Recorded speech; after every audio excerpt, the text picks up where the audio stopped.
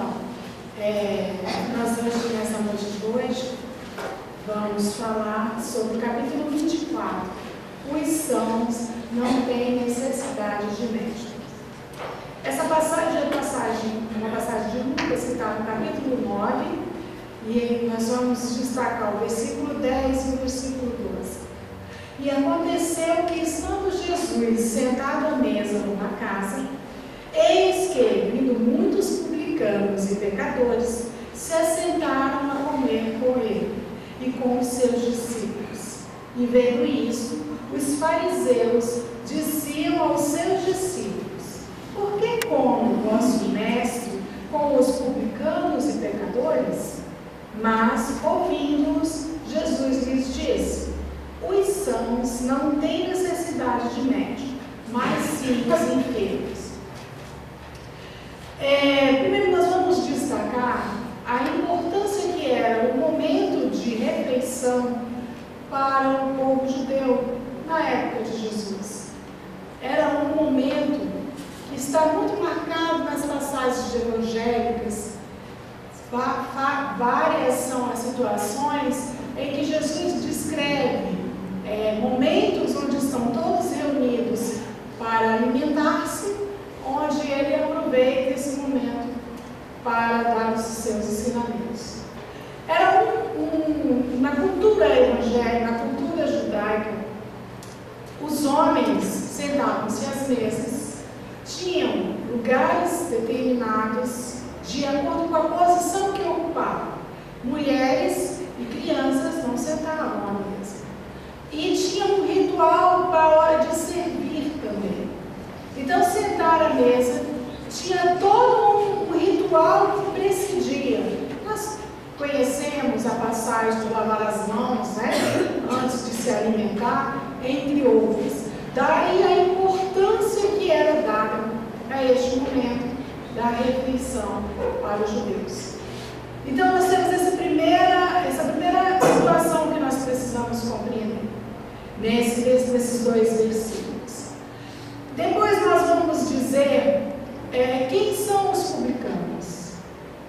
De acordo com o Evangelho, na parte introdutória, né, ele vai trazer que os publicanos eram cobradores de impostos.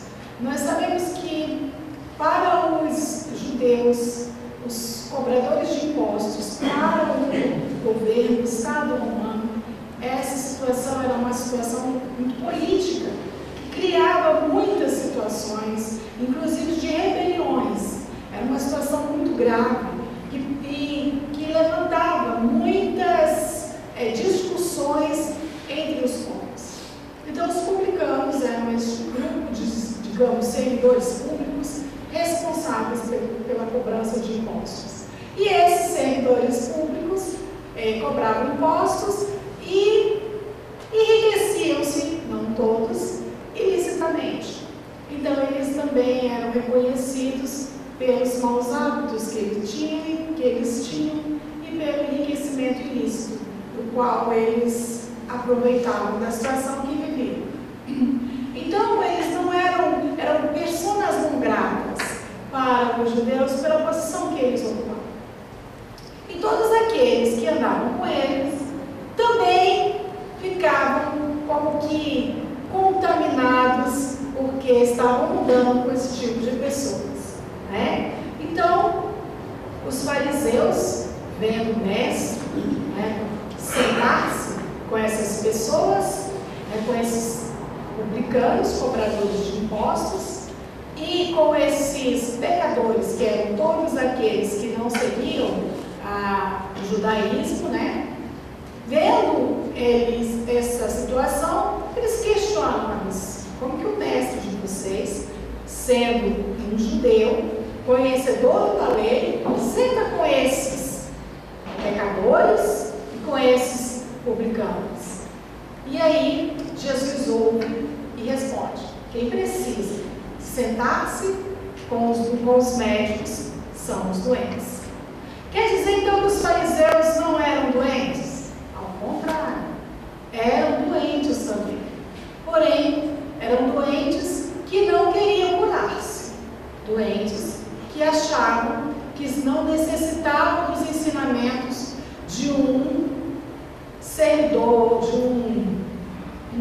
tudo que era Jesus, né? Um carpinteiro, sem nada para ensinar.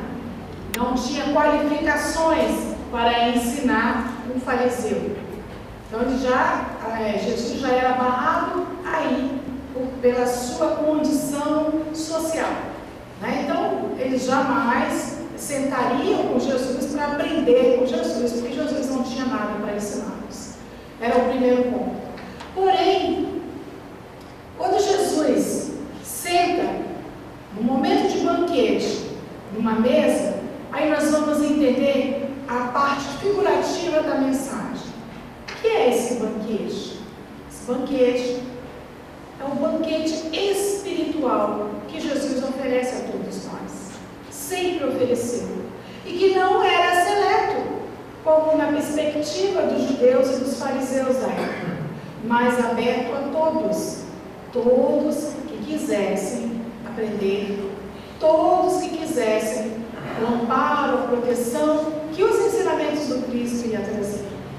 Então, quando Jesus senta num banquete, quebrando o ritual rígido de lugar de sentar e de quem vai sentar, ele está dizendo: eu vim para todos, eu não vim apenas para um grupo, eu vim para todos, porque a minha mensagem é o caminho, é a verdade, é a vida. Então, primeiro ponto que nós podemos tirar desse ensinamento. O segundo ponto que nós podemos tirar desse ensinamento: como que Jesus veio trazer o socorro? Como que Jesus veio trazer a cura para as nossas doenças? Outra linguagem figurada. Jesus não falava da situação das ciências, porque Jesus não veio discutir as questões da matéria. Ele veio nos trazer as ordens espirituais, as orientações espirituais. Então ele estava dizendo que ele estava trazendo a cura para os nossos males da alma. E até hoje, 2000 anos depois, nós ainda somos doentes, que carecemos da cura espiritual. Ainda trazemos em nossas almas as doenças que nos dificultam esta caminhada. Como disse a abertura, o livro de abertura, Caminho, Verdade e Vida, de Emmanuel, ainda estamos nessa marcha do tempo, não aproveitando as nossas oportunidades. Ainda estamos neste processo, nesta caminhada, sem beber do remédio salutar, que vai curar as nossas chagas espirituais, que vai salvar as nossas doenças morais. Quando Jesus fala, das doenças da alma, e que ele veio para trazer o remédio, ele trouxe uma cartilha muito simples, muito fácil de seguir.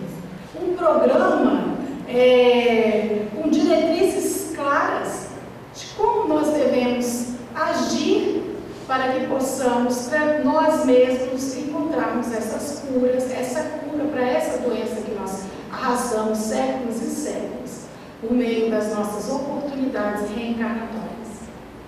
Fazendo um paralelo com as dietas da moda, vamos pensar, quando a gente vai fazer uma dieta, a gente tem um programa, o horário certo de comer, o que faz parte da nossa alimentação, as atividades que nós temos que desenvolver fisicamente. E a dieta da hora é conhecida aí pelos artistas como low carb. Não sei se vocês já ouviram falar. Low carb quer dizer redução ao mínimo possível o carboidrato, ficando a quantidade suficiente apenas para as necessidades do organismo, para que o organismo aprenda a usar outras formas de energia que não sejam o carboidrato. É a dieta da moda que está bombando aí nos meios de comunicação, nos consultórios de nutricionistas, nas academias, em todos os lugares que a gente vai. Então, Jesus foi, há 2000 anos atrás, ele também deixou uma dieta prescrita, a low dor, o mínimo possível necessário de dor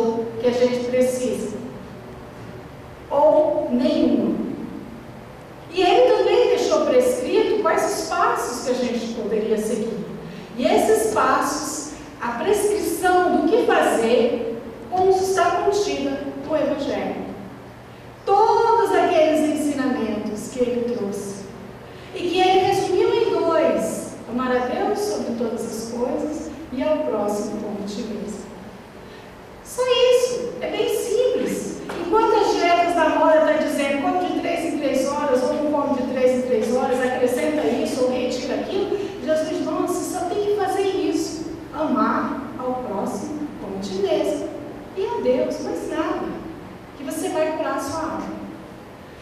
Mas, devido às nossas dificuldades, ele mandou 160 anos, ou há 160 anos atrás, novos ensinamentos para que a gente retomasse, relembrasse o que é necessário fazer para curarmos, qual dieta temos que seguir para sairmos deste processo que nós nos encontramos e para que pudéssemos caminhar neste processo evolutivo. E aí ele manda o Consolador prometido e contém neste Consolador, no livro do Evangelho segundo o Espiritismo, explicado passo a passo, desmembrando esses ensinamentos, esses 2 únicos ensinamentos. E aí ele nos diz, neste programa de consolação e cura das nossas almas, para curar o nosso egoísmo, a doença que nos impede de viver a fraternidade, a doença que nos faz negar a caridade, aquela que é o maior obstáculo à felicidade dos homens. Ele ensina: faça aos outros o que deseja que os outros façam a vós. Mais uma vez, retornando o segundo ensinamento: amai o próximo como a ti mesmo. Então, se nós quisermos matar o egoísmo, essa doença que é uma chama em nossa alma, que nos dificulta tanto a nossa caminhada, a prescrição é o amor ao próximo. Para outra doença muito comum nos dias de hoje, a cólera, essa crise de animosidade que nos leva a atos violentos, essa crise que nos guia ao abismo da agressão, que nos faz ofender o próximo, que nos faz ter atitudes animalescas. Para essa doença, Jesus nos diz: conquiste a paciência, a educação íntima e a paz interior. Aprendamos a ter tranquilidade, serenidade ante as atitudes violentas que ainda estão muito dentro de nós e que nos impulsionam a atos impensáveis. A violência tem levado muitos a óbitos.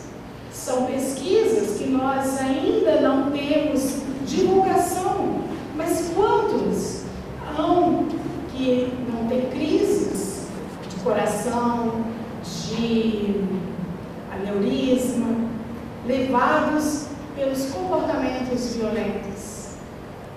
Então Jesus nos chama a esse remédio. Se está carregado de cólera, cultiva a paz interior. Conquiste a educação íntima para serenizar os teus ânimos, para serenizar seus atos violentos.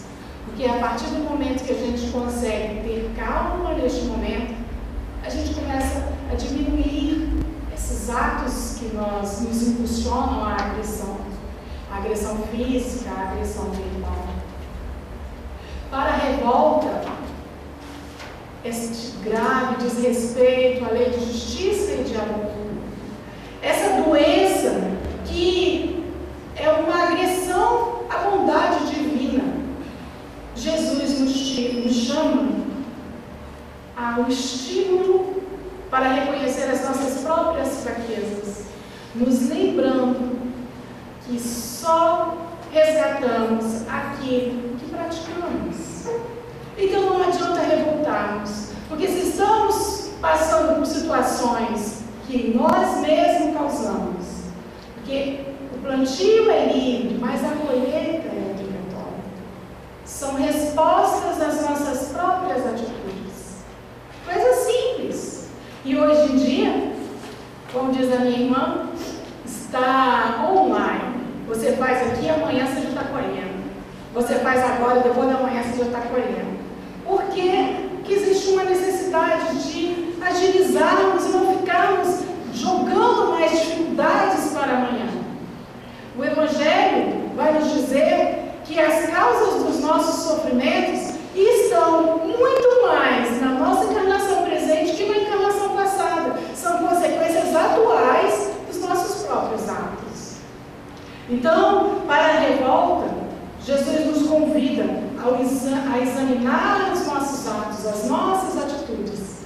Porque daí, ao invés de colhermos coisas difíceis de carregar, vamos colher mais tranquilidade, mais amor, mais harmonia. Porque é aquilo que estamos plantando.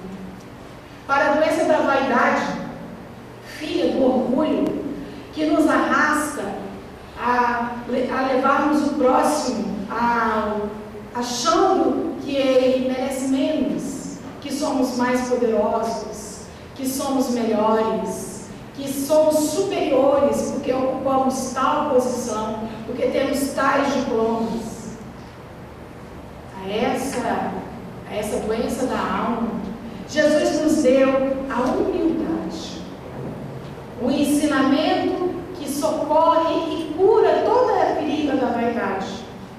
Ele nos chama para que possamos aprender a servir, porque é servindo que nós desenvolvemos a humildade.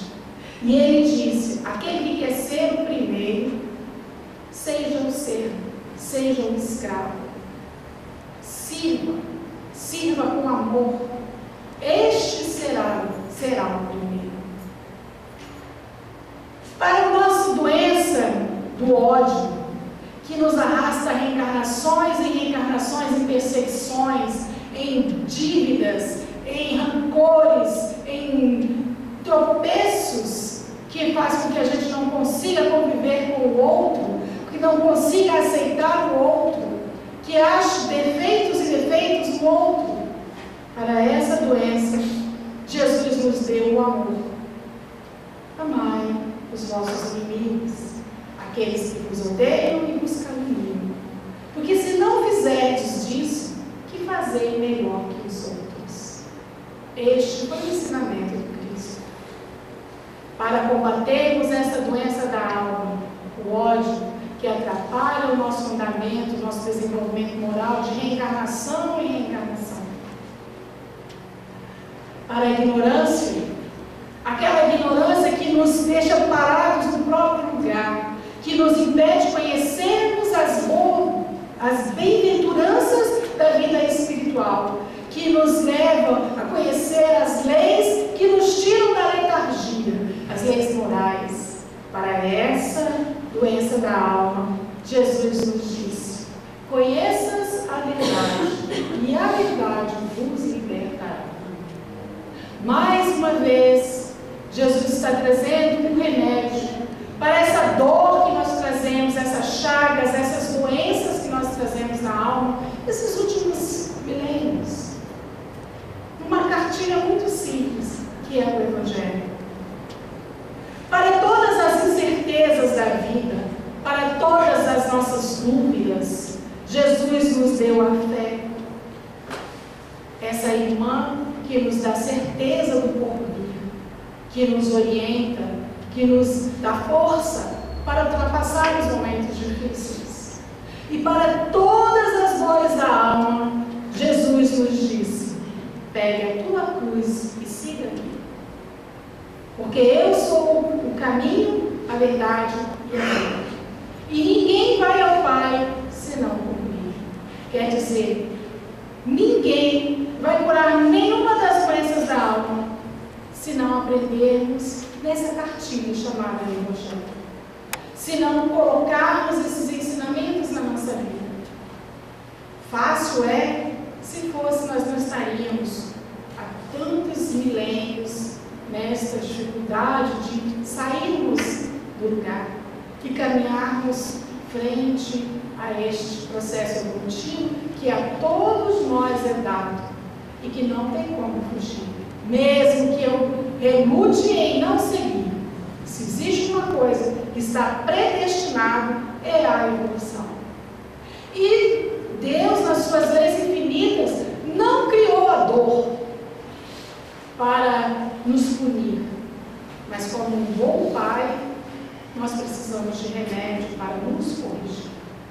E a dor nada mais é do que uma resposta às nossas próprias atitudes, respondendo a uma lei de justiça. Então, para todas essas dores, para todas essas doenças que nós trazemos na alma, que ainda nos dificultam, o único, o essencial, o melhor remédio ainda é o amor. Não existe outro. É o elixir que vai nos curar e nos tirar de todas as dificuldades, que vai nos amparar e nos auxiliar nesta caminhada. Aprendemos a amar a nós mesmos e depois, aos poucos, a vermos, nos ver no lugar do nosso irmão. Nesse processo onde eu estou me vendo na situação que ele se encontra, de modo que se eu estivesse ali, como eu agiria? E aí eu começo a vivenciar o ensinamento. Faça com o outro o que eu gostaria que fosse feito por mim. É só o amor. Como diz a música do Renato Russo. É só o amor. Não existe mais nada. Só o amor que constrói. Só o amor que nos cura das doenças da alma. Só o amor que nos auxilia a caminharmos. Só o amor que vai nos impulsionar o nosso caminho, para que ele seja mais doce, menos doloroso. Só o amor. Mas Emmanuel nos lembra que mesmo tendo o Mestre nos ensinado e nos amparando neste processo do nosso caminhar, mesmo tendo os mentores espirituais, cada um de nós temos uma ficha no grande hospital da vida. E essa vida é analisada por todos os trabalhadores do Cristo. E ali eles olham como está o nosso processo de crescimento, como está o nosso processo de desenvolvimento moral. E ele diz que mesmo com toda a assistência, mesmo com todo o amparo, se o doente não fizer uso do remédio, nem com Cristo governando, temos como caminhar. Então nós precisamos ter a oportunidade, nós já temos. Agora nós precisamos aprender a usar este elixir, usar essas doses mínimas até aprendermos a amar todos, para irmos destruindo, para irmos acabando, para irmos trazendo um novo homem que renasça de dentro de nós, que nós temos essa semente do amor dentro de nós. Só que ela está meio que sufocada no meio do ódio, do orgulho, da vaidade, que é a que temos regado mais. Então vamos fazer com que ela floresça, com que ela cresça, com que ela produza, para que a gente consiga, pelo menos agora, nessa oportunidade, onde estamos mais conscientes das nossas necessidades, onde estamos sendo chamados mais uma vez ao trabalho na seara do Cristo, reformarmos a nós mesmos, cuidando de nós mesmos, tomando os remédios necessários à nossa melhora, para combater todas essas más tendências que nos acompanham. É só assim que nós conseguiremos caminhar com mais coragem, com mais força, com mais ânimo na seara do Cristo. Porque o Cristo conta conosco. O trabalho dele é feito com a nossa ajuda. Então nós precisamos nos fortificar nessa cura que é o amor do Cristo, que é o Evangelho. Não passemos a ter a cartilha do Cristo como nossa companheira diária, não apenas de leitura, mas de aprendizado, de vivência.